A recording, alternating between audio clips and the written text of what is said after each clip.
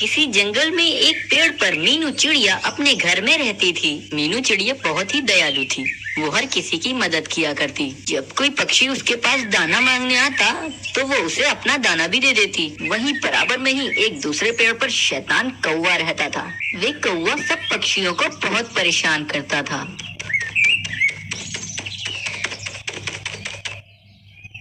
अरे तोते, क्या भाई बहुत हट्टे कट्टे हो रहे हो?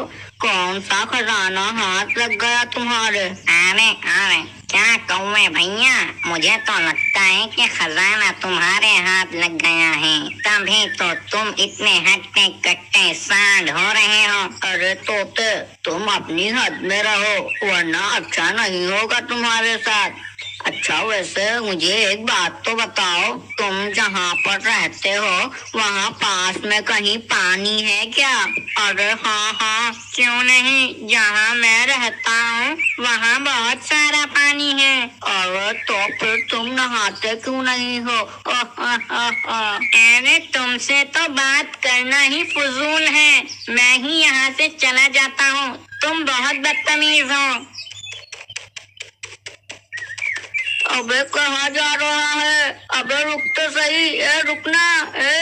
अरे यार, ये तो चला गया, अब किसी और को पकड़ता हूँ। वे कौवा रोज किसी न किसी को परेशान करता था। जंगल के पशु पक्षी उसे बिल्कुल भी पसंद नहीं करते थे, पर मीनू चिड़िया बहुत ही अच्छी थी, इसलिए सारे पक्षी मीनू चिड़िया को बहुत ज्यादा ही पसंद करते थे। अरे जंगल में तो कोई मुझसे बात करना भी पसंद नहीं करता और सब मीनू चिड़िया से ही बात करना पसंद करते हैं। मुझे दोबारा से अपनी इज्जत बनानी पड़ेगी। मुझे इसके लिए कुछ ना कुछ तो करना पड़ेगा, कुछ ऐसा कि जंगल के सारे पशु पक्षी मीनू चिड़िया को बहुत बुरा भला कहें और उससे बात करना भी छोड़ दें। फिर कौवे को एक योजना सूझती है। वो उड़ता हुआ तोते के घोंसले की तरफ जाता है।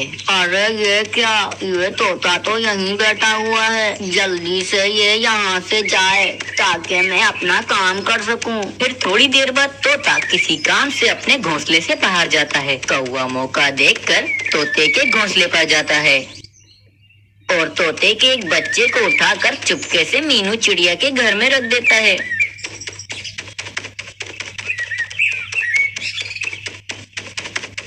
और फिर वो कौवा तोते के पास जाता है और उसे कहता है, अरे तोते भाई, तुम मुझे बहुत गलत समझते हो ना, लेकिन आज के बाद से तुम मुझे बिल्कुल भी गलत नहीं समझोगे। अरे वो क्यों, तुम क्या मेरे लिए बहुत सारी मिर्चें लाए हो?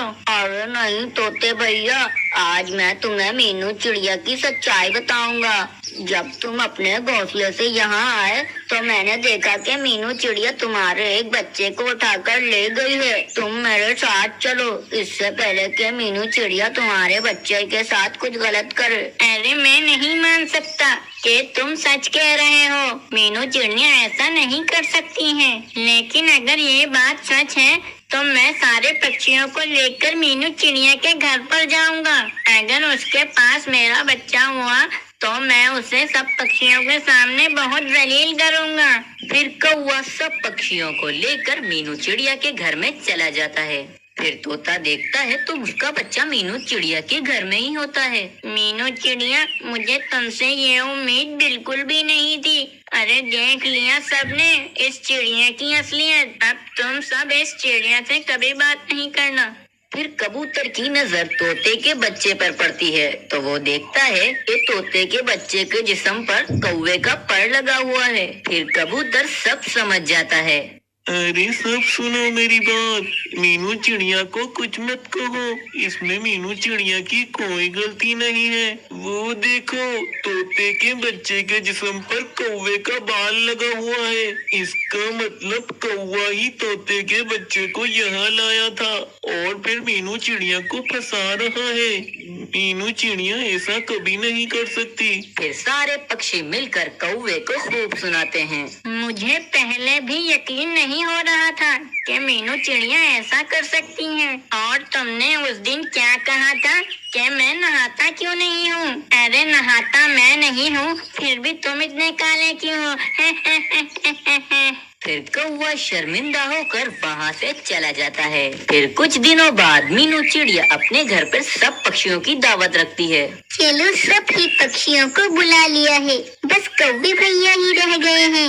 मैं उन्हें नहीं बुलाऊंगी, वरना वो मेरी दावत में कोई ना कोई गड़बड़ जरूर करेंगे। कौवे को पता चलता है कि मीनू चिड़िया ने अपने घर पर दावत रखी है, तो कौवे के दिमाग में एक योजना आती है। अब की बार तो मैं मीनू चिड़िया को बुरा बनाकर ही रहूंगा। फिर दावत वाले दिन मीनू चिड़िया सारा खाना तैयार कर लेती है। सब खाना तो तैयार हो गया है, बस स्वाद के लिए कुछ पत्ते लाने बाकी हैं, वो ही ले आती हूँ जाकर। फिर जैसे ही मीनू चिड़िया पत्ते लेने के लिए बाहर जाती है, तो वो कौवा वहाँ पर आ जाता है और फिर चिड़िया के खाने में जहरीले पत्ते मिला देता है और वहाँ से चला जाता है। फिर थोड़ी देर बाद सारे पक्षी दावत पर आ जाते हैं। अरे मीनू चिड़िया, तुमने कौवे को नहीं बुलाया? माना कि वो बहुत बुरा है, पर हमें उसे खाने पर तो बुलाना ही चाहिए। फिर वे कबूतर और तोता कौवे को लेने के लिए जाते हैं। चलो कौवे हमारे साथ, सब मिलकर खाना खाएंगे।